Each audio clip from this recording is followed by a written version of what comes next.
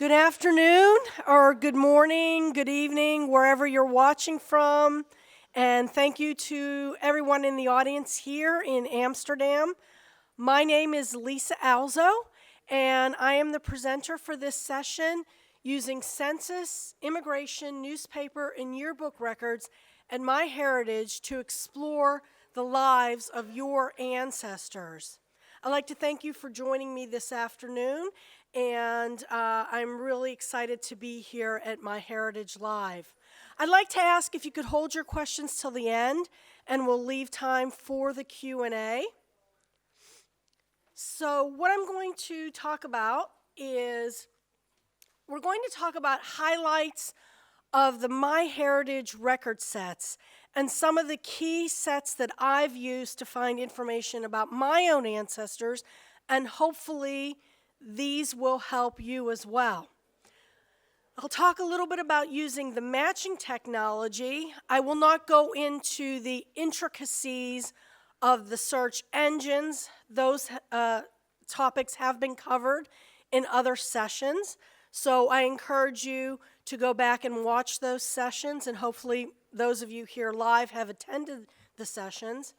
And I'm going to give you some examples from my own research about how I've made connections currently and in the past for my ancestors. So I'll talk about some specific examples for each of these record sets. So when we do genealogy, sometimes we get caught up in our own ancestors and we are just focused on who we are researching. But I always encourage people to look at the bigger picture, and we want to perform what's called research on the fan club. And this is a term that Elizabeth Shown Mills, genealogist, this is a term that she has lectured on frequently and has discussed as a means of researching the friends, associates, and neighbors of our ancestors. So we expand our search to help us solve problems in our own genealogy quest. And so you want to do collateral research, meaning you're not just looking for your direct ancestors, but you're looking for brothers, sisters, in-laws, cousins, parents, etc. And then you want to expand that even further into the cluster research. So this is what's called the fan approach. And so when we talk about our ancestors, we have the direct ancestors, then we have the smaller circle of the relatives, then we have their associates, people they've worked with, they go to school with, they've served in the military with, they go to church with, they socialize with, and then the bigger community and how your ancestors fit into that community picture.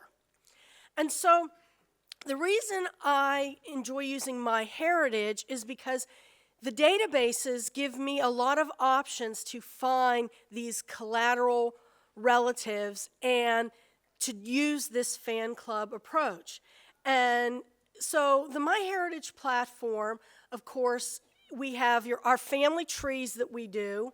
We have our matching technology, which of course you should be building your tree so that you can take advantage of these matches. And we have the billions of historical records that we hopefully will find for our ancestors. Of course, we also have our DNA, and so I've done a MyHeritage DNA test. Mine is Eastern Europe. That is not a surprise to me, but I like the breakdown of the different regions in Eastern Europe. And I'm not going to be covering DNA in this talk because there are so many excellent lectures that have been at this conference on DNA, and that is not my specialty. But I have done the DNA test, and so building your trees, doing the DNA, this also helps you to make those connections. And so when we talk about using MyHeritage, we want to start exploring so that we can utilize that huge record set, the billions of records that they have. Our smart matches, when they're matching with our tree, the record matches that match records to those ancestors and those record detectives to help us make even more discoveries. And so that is what we want to do. As genealogists, we're on that quest. We want to solve those family history mysteries, put together that puzzle, and make those discoveries. And so I'm only going to be talking really today about the record matches and just how some of the specific record sets can give you information not only about the direct ancestors, but about those collateral lines and about that fan club. And so when you do the research, you go to the research tab, you pull it down, and you can search all records. You can utilize the super search. And, that's fine to type the names in, but I sometimes like to drill down into the specific record sets, especially if I know what I'm trying to find out. If I'm trying to find my ancestors in the census, or if I want to find a passenger list. So it's much easier to go into the specific collections and do those searching. And I encourage you to read the directions. Go to the help. Go to the information on MyHeritage and learn what is in each collection, what is included, and how you are to search it. Because we all are creatures of habit as genealogists. We love those search fields and boxes, and we go in and type names, but that's not always the smartest approach. And so I go down, drill down into the collections, and you can also click on Collection Catalog, which will give you even more information and details about each collection. So you want to make sure that you are utilizing the help, utilizing the information included on MyHeritage.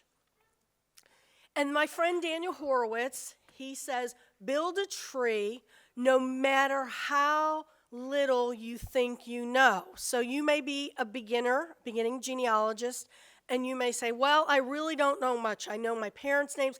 I may know my grandparents' names, but I may not have all the dates. I may not have all the information. You should still be building that tree, because once you have your information out there and people can find you and you can start sharing information, you will start making more and more connections. And there's no point really to doing genealogy research and being in an isolated bubble. And I always say no genealogist is an island. So sharing is a big part of that. And yes, I know there are issues with inaccurate information in family trees that are not cited correctly. There's information, people practice copy and paste genealogy, which is not a good practice. You should always be verifying everything and adding source citations to your tree. But the point is, you need to start building that tree and make it discoverable so people can find you and you can find others.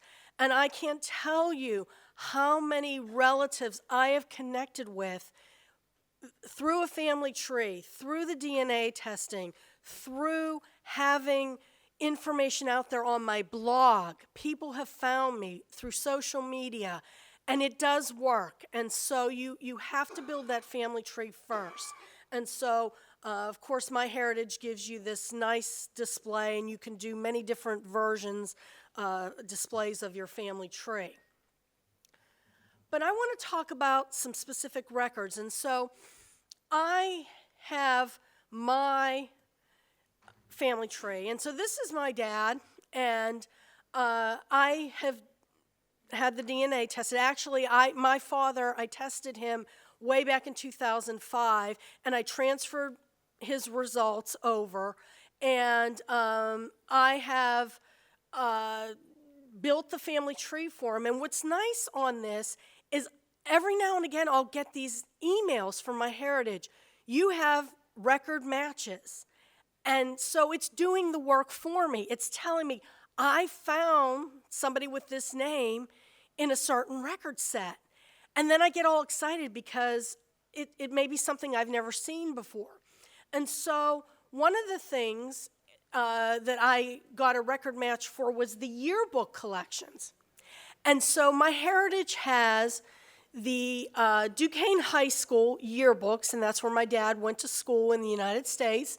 And he graduated in 1943, and there is the result for the yearbook. So I can make that bigger, I can go in, I can look at it and view it, and I can see all this neat information about my dad, that he was on the basketball team, that he had a banking certificate, which was kind of a surprise to me. My dad was actually a carpenter. But these are little details that we find out about our ancestors in things like yearbooks. We get to know the social aspects of their lives, and especially if you're finding this about your parents or grandparents, things that you never knew before. And so when I go even further, I can see that he was on the basketball team, and there is a picture of the team, and there is my dad. And what's really interesting, my father, he knew I was doing genealogy, and before he passed away, I started asking him questions about his family, my Alzo family tree. And I said to him, what can you tell me about your grandparents? Or did my grandparents ever talk about their parents? And he said, no, they never said anything. I don't know anything. They never talked about it. Did you ask them any questions? No, I never asked them any questions. And he looked at me and he said, what do I care about those people? They're dead. I didn't know them. And I thought, wow, that's really interesting, because you're my immediate connection to the generations past, and you don't know anything about your grandparents, because my grandparents were the immigrants. His parents were the immigrants. And I guess they never really talked about their family experience as much, or my father was too busy doing other things and never really listened. But the two things my dad would talk about were his service in World War II in the Navy, and I recorded him telling me stories about that. And he would talk about his days playing basketball. And so he would tell me all the stories. My dad lived and breathed basketball. And he played till he was in his 50s. He played semi-professional basketball in Pittsburgh. And I have this huge scrapbook of his.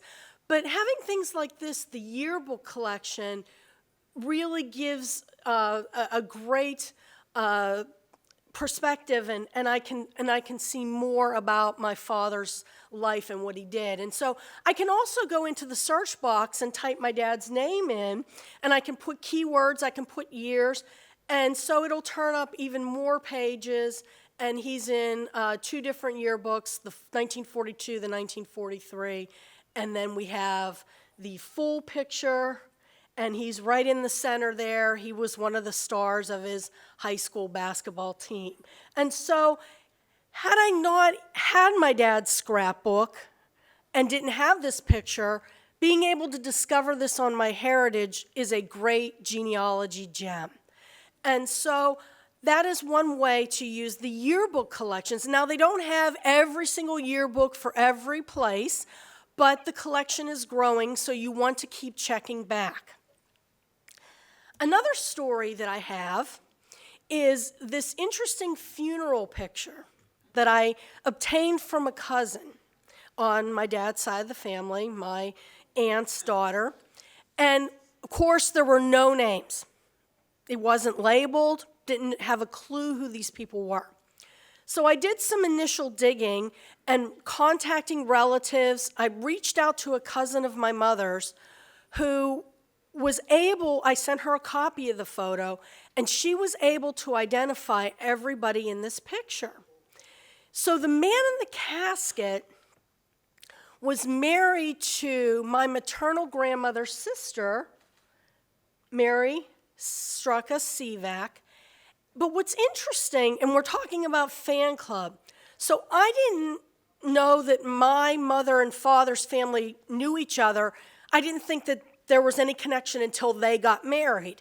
But that was not the case. My paternal grandfather, John Alzo, and my grandmother, Elizabeth, were neighbors of my maternal grandmother's sister and her husband, Mary and Michael Shivak. And so that's the fan club.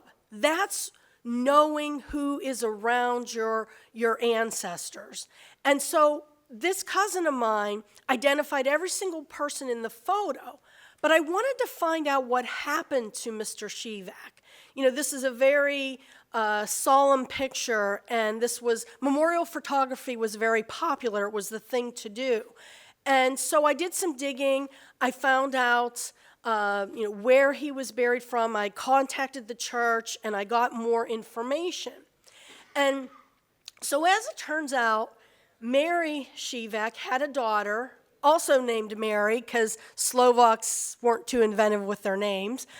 And my grandmother Verona and Mary came together on the ship in 1922 from Czechoslovakia at that time to the United States. They immigrated together. Well, as it turns out, Mary, the daughter of Maria, Mary was an illegitimate child that Maria had out of wedlock, and she had the baby, left her in Slovakia with my great-grandparents, and she went to America and then met Mr. Shivak and married him. He was a widower, and when Mary was 16, her mother Maria wanted her to come to the United States, and my grandmother came with her. So they were only 6 years apart in age. They were very close. And so they came on the ship together.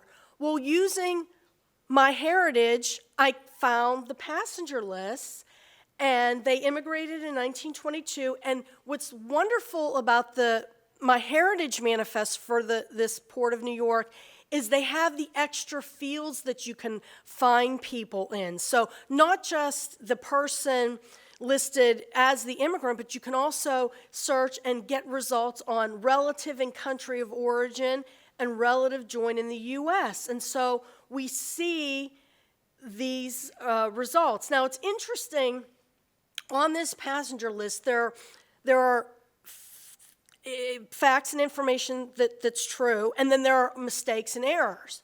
So on the passenger list, my grandmother, Verona Strucka, she's listed single, labor, and hospital discharge. She spent some time in the Ellis Island Hospital upon arrival, and she was traveling with her niece. And so those facts are pretty much correct. But on the second page of the manifest, and what's nice about MyHeritage is they've married those two pages. So the later passenger lists, when you search them, they're 2 pages long because there's more questions. The earlier passenger lists, you get bare bones information. And so, but this one in 1922 was 2 pages long. And so you can see the whole thing when you search this in MyHeritage, but I broke this up. But what's interesting is when it's saying who they were going to, it lists my grandmother as going to her mother, Maria Shivak, 129 Granford Street in Duquesne, PA.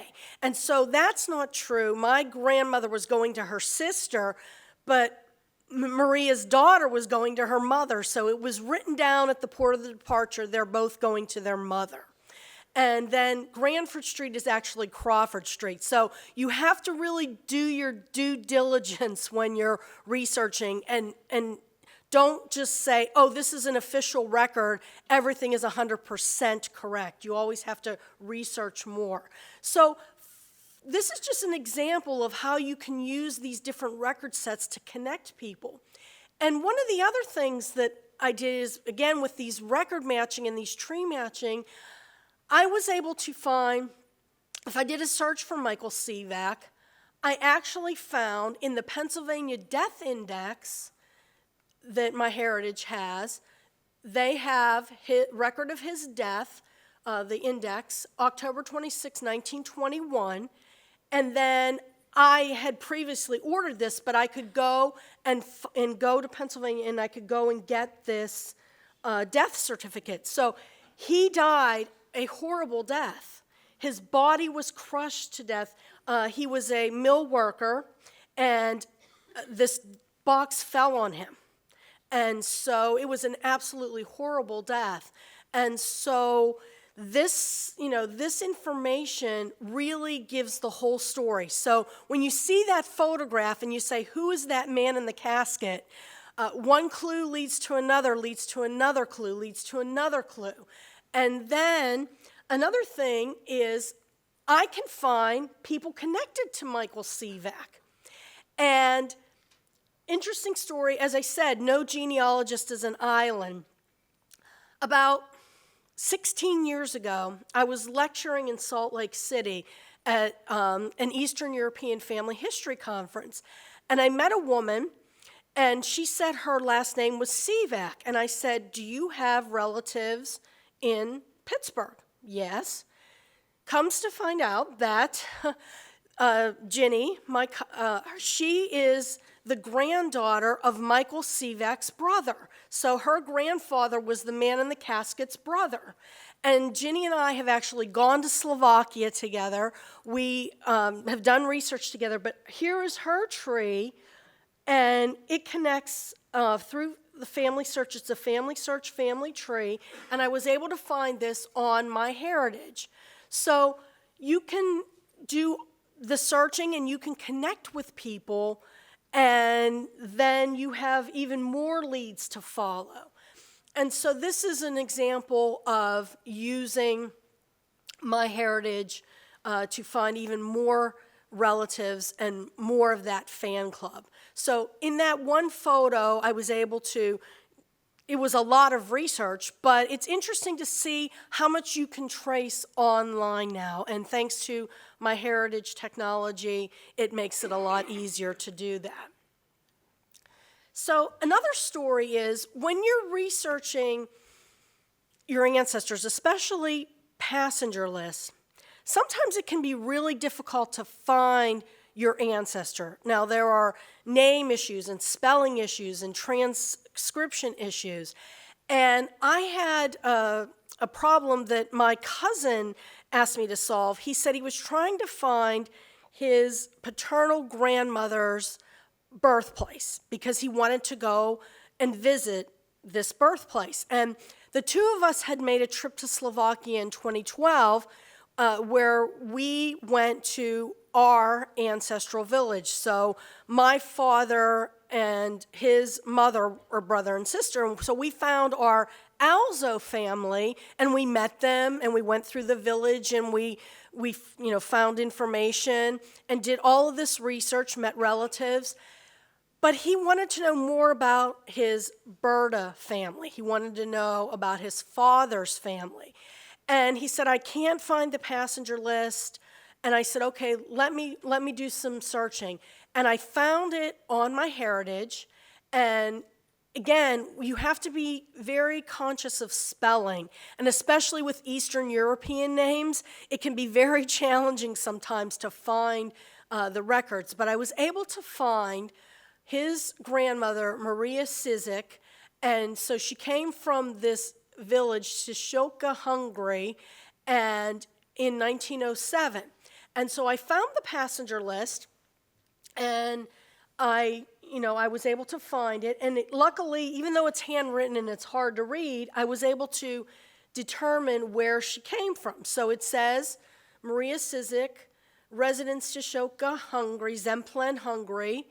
Today it's Sishava, a village, and it's a municipality in Vranov in the Prešov region of eastern Slovakia. And so she was going to her brother in Rankin, Pennsylvania, which is where my cousin remembered his father had said that they had relatives that had stayed with them in Rankin, Pennsylvania. And so as we were putting the pieces together, I was able to find this village. So today we know where it is today.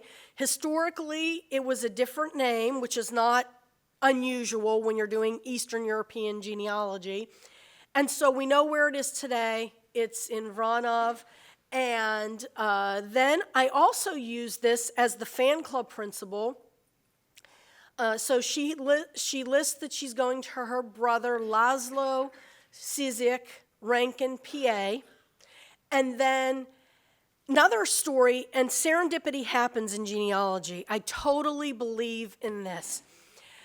My cousin was visiting another cousin of ours who was in a veterans home in Pittsburgh, Pennsylvania, and the chaplain that came to say the masses there, his name was Father Larry Cizik. And my cousin said, Cizik, that's our name, that's my relative's name. Sure enough, they are connected. His father is the brother that this woman was going to. And so it's a very small world, really it is. And so I was able to find, actually, this Father Larry, he came, Ladislaw Cizik, he came in 1938 as an immigrant, and then the address was Rankin, Pennsylvania. So sometimes when you're researching sideways, you find a lot of interesting details. And so records, serendipity, reaching out, wanting to be found, it all comes together when you're doing genealogy. And so I also have made connections using MyHeritage. And as I said, as long as you have a tree out there and as long as you leave what I call virtual breadcrumbs, so you're leaving a trail for people to find you, and hopefully you will be finding people as well. And connections, happen all the time. And so this is a photo of my great-grandparents, Jan Alzo and Barbara Manofsky, and the family there. So this young man is Andre, their youngest son, and this is their daughter Anna and her husband and their children. And my great-grandmother, Borbala Manofsky, she had 8 siblings. And so she came from a very big family. And when I went to Slovakia in 2010, I met Anna's daughter, and I met Andre's granddaughter.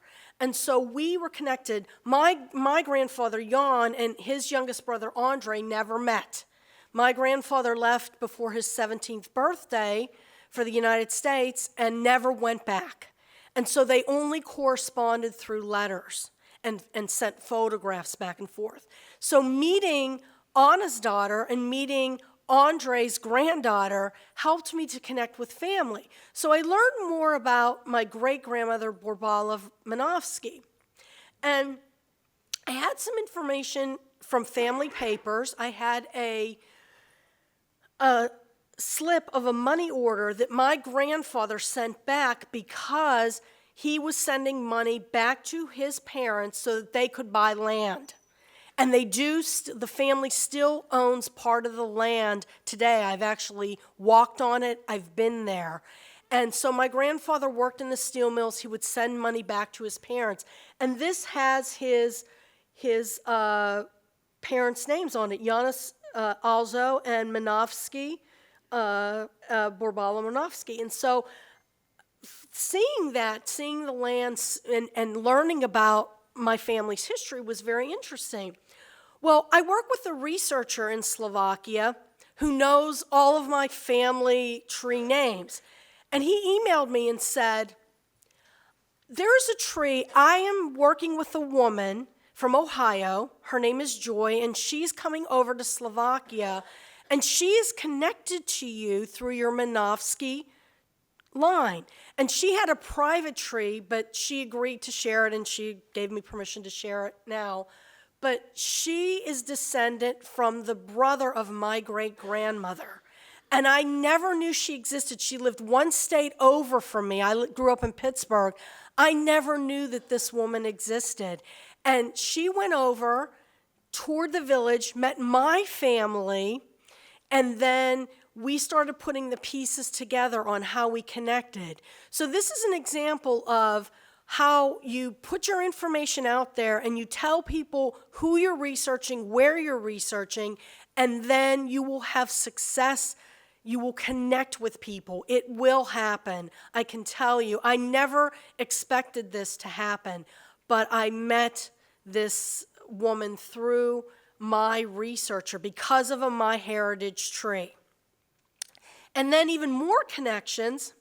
For many years, I've been working with, and I've known this gentleman, Brian Butko. He is the editor of the Western Pennsylvania Western Pennsylvania History magazine at the Senator John Hines History Center in Pittsburgh. And I've written articles for that magazine. I've known Brian forever, and he said, you know, my mother always said we're related to the Alzos, but I don't know how. And we have pictures with them, and he was showing me pictures. And so, sure enough, Joy's father and Brian's mother were brother and sister. And so Brian is connected to me also through my great-grandmother. And so we've known each other for over 20 years and only just finally made that connection. And so having these trees, having this information, it's just amazing what you can discover by having your information out there and just being open to the connections and the searching.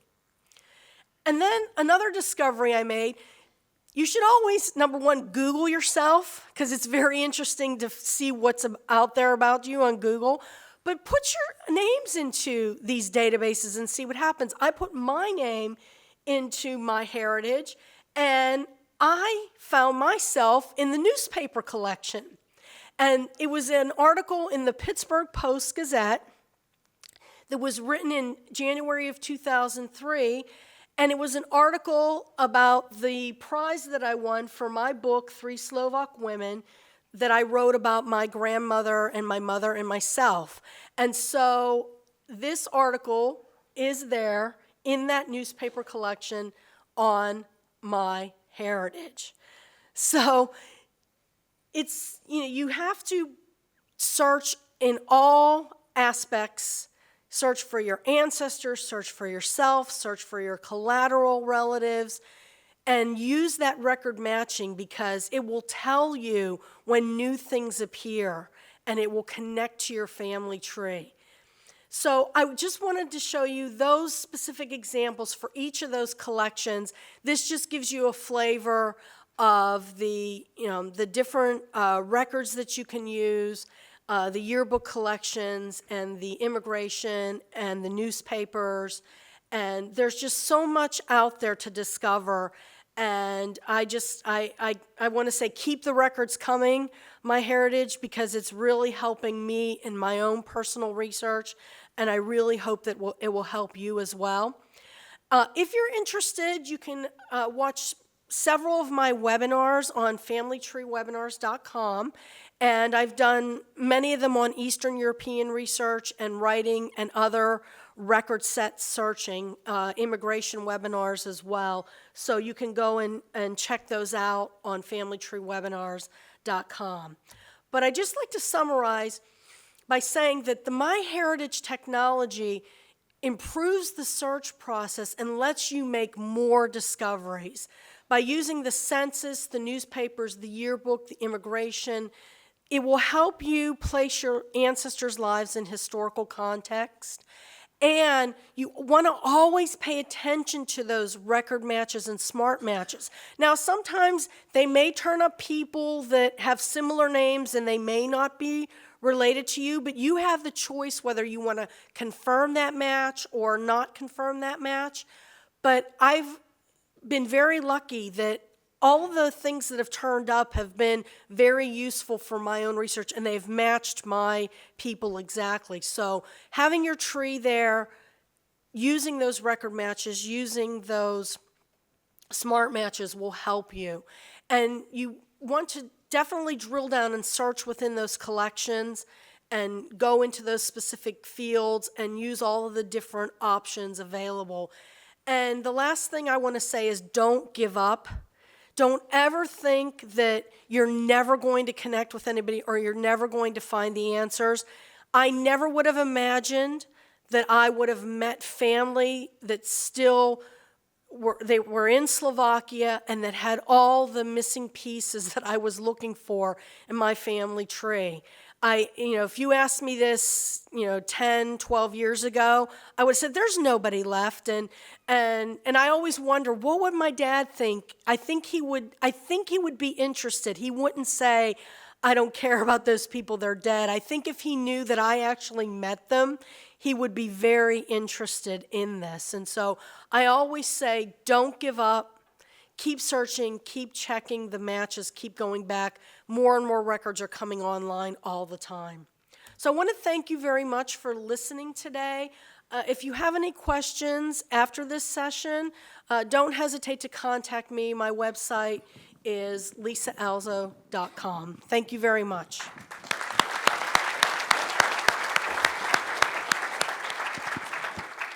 Questions? We have Daniel with the mic. Questions? No questions? No questions. Oh, one question. I have one question or remark, because sometimes when people immigrate to the United States, they change their names. Yes. To make it sound more English. I discovered that several times, that you really have to keep searching for other variants of the name. Sometimes it helps, and sometimes you can't find them, of course. Right. The question was, or the comment was about the names being changed and always searching for variants on those names.